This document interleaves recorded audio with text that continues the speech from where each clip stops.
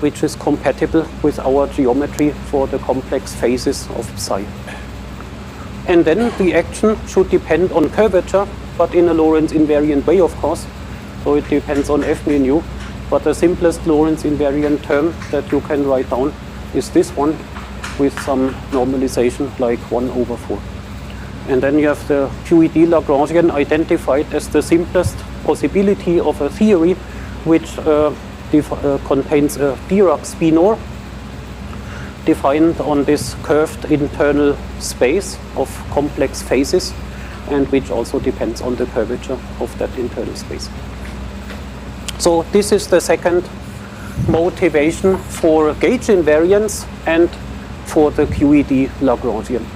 Completely different kind of motivation than the first one, but both motivations are obviously important, and both of them give you ideas how to generalize from here to other theories. And this is the reason why different ways of looking at things and different motivations are important, because you can draw different kinds of connections which are always important.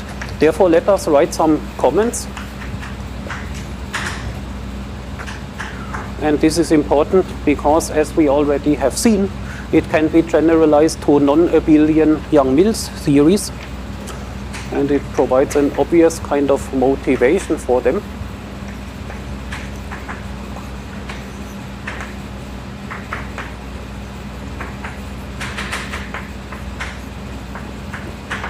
So Yang-Mills theories are simply the same, where you have not one psi, but a column of different psis. For example, a column of psi up quark, psi down quark, or psi electron, psi neutrino.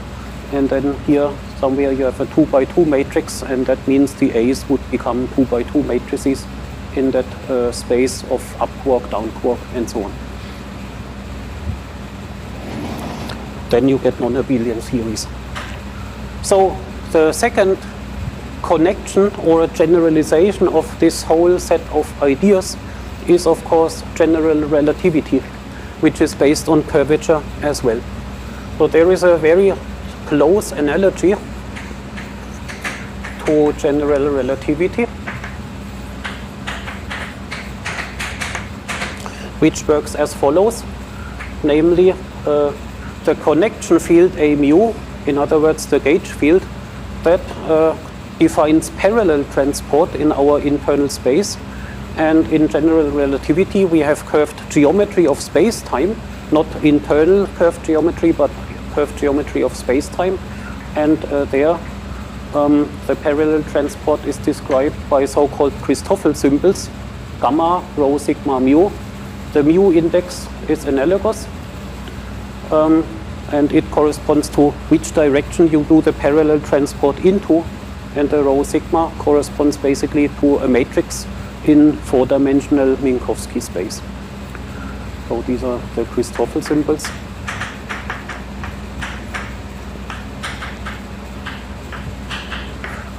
If you have learned or thought about general relativity, then you might know that those Christoffel symbols have quite complicated behavior under coordinate transformations, which reflect the fact that they are similar to A mu connection fields, which are exactly not covariantly transforming under transformations. That is exactly the point.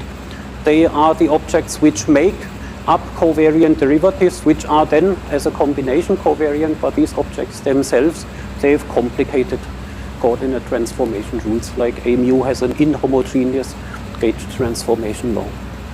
Then there is the field strength tensor or curvature tensor, and that has the analog of the Riemann curvature tensor of the space-time geometry. Again, mu nu has the same meaning here, and rho sigma is a matrix basically in Minkowski space, four-dimensional space.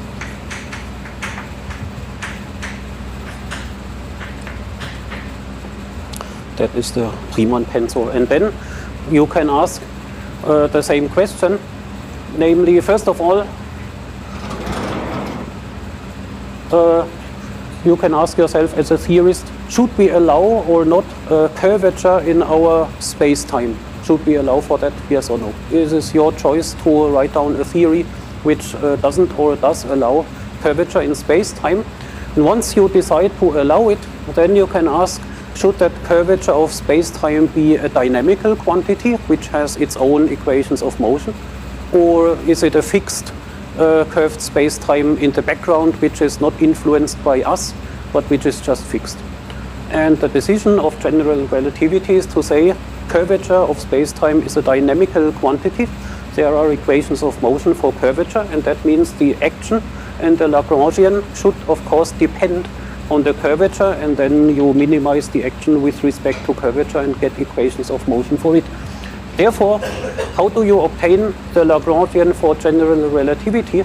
By simply asking what is the most general or even the simplest Lagrangian which depends on curvature and otherwise is covariantly defined, but which is also Lorentz invariant. And then you come up with a simple Lagrangian, namely the Lagrangian for general relativity is given by, first of all, a meta-Lagrangian, which contains all sorts of matter fields like psi, electron fields, and so on. And in this meta-Lagrangian, you must, of course, again replace, like here, normal derivatives by covariant derivatives.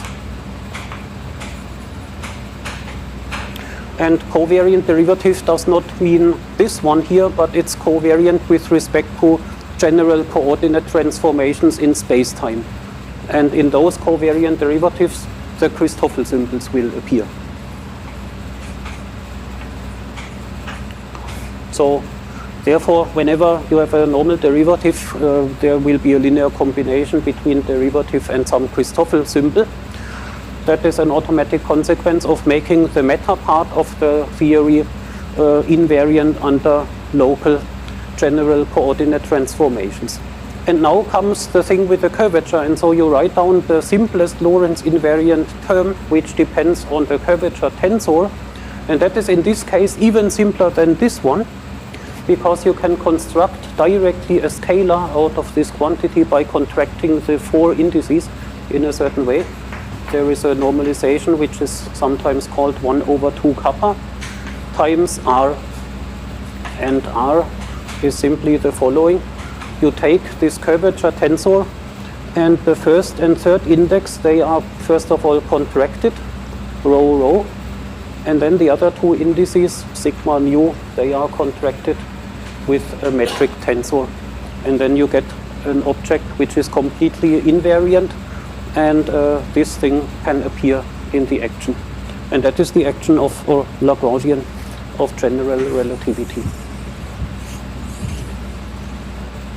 So, and as simple as that, you can obtain the Lagrangian for general relativity, and if you now minimize the action, then you obtain the equation of motion for curvature, which is the Einstein equation for gravity.